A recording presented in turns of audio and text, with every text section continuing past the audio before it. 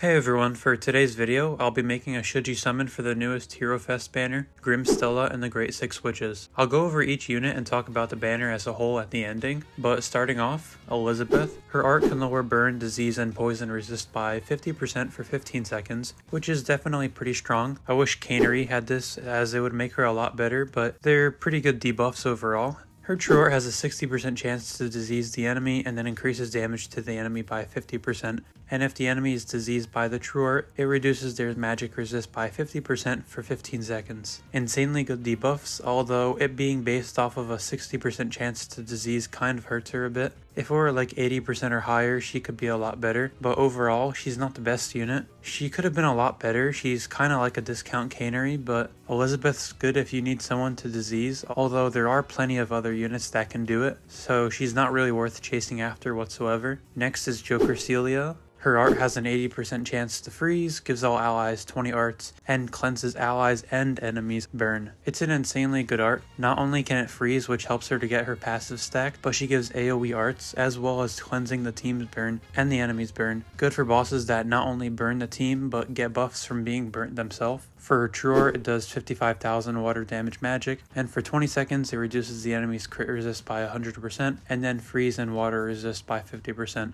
This true art is also really strong since it can provide crit to the team, as well as work with crit rate buffers to provide the team with crit on high crit resist stages. Her freeze resist debuff helps to make her art hit more often on harder stages, as well as her water debuff allowing water units to be a lot stronger. Her most notable passive is increasing her damage by 30% every freeze, up to 300% damage, as well as 60% crit damage and 100% freeze resist. Her stacking damage per freeze is insanely strong since it can be crazy on stages like mines or harder and more niche endgame content. Overall, she's very good, but I'd hold out for now considering she's not really needed and we're probably going to get a new 6-star unit soon, which is why they have a bait banner like this. Next is Earth Rosetta. Her art is good as an earth debuff, and if used twice, she can enter Magia Drive Unlimited, which is definitely unique. Her true art is her main appeal, increasing allies' equip CT and magic damage by 50%. Really strong for magic teams, and the equip CT is really nice. For her passive, she doubles her modifiers in Magia Unlimited, gets 100% attack, and increases all allies' accuracy by 30%. Really good to try to make her usable damage-wise, and the accuracy is really nice on those harder stages.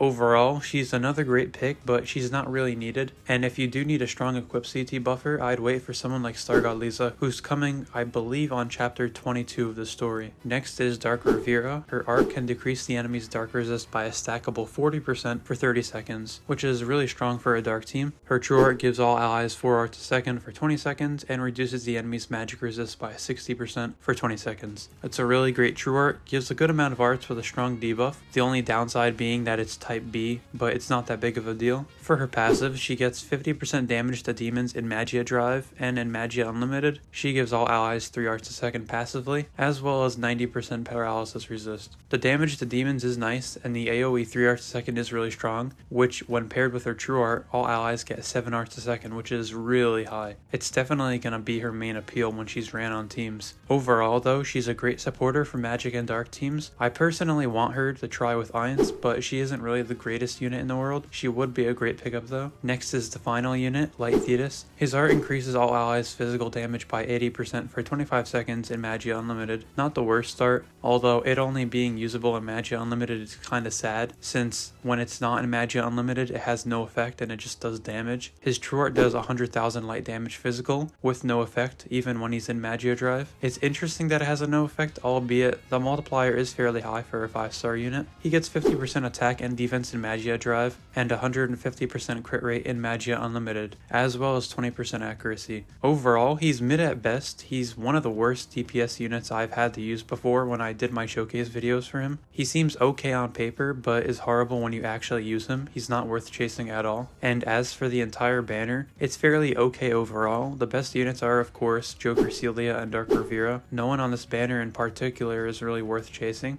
At the best, you can do a single 50, but I'd certainly understand if you didn't want to summon at all. No one on this banner will change the game for you, so it would make sense if you want to skip it, especially if you have a lot of the stronger units in the game. But if you're fairly new and have a lot of access to free crystals, I'd only do a single 50 summon. That's it for the video though. Let me know your thoughts about the banner, as well as whether or not you'll be summoning on the banner. I'll personally do a 50 for either Joker Celia or Dark Riviera, but I of course won't be going any deeper than that. If you did enjoy the video, I'd appreciate it if you subscribe to the channel. Thanks for watching, and I'll see you later.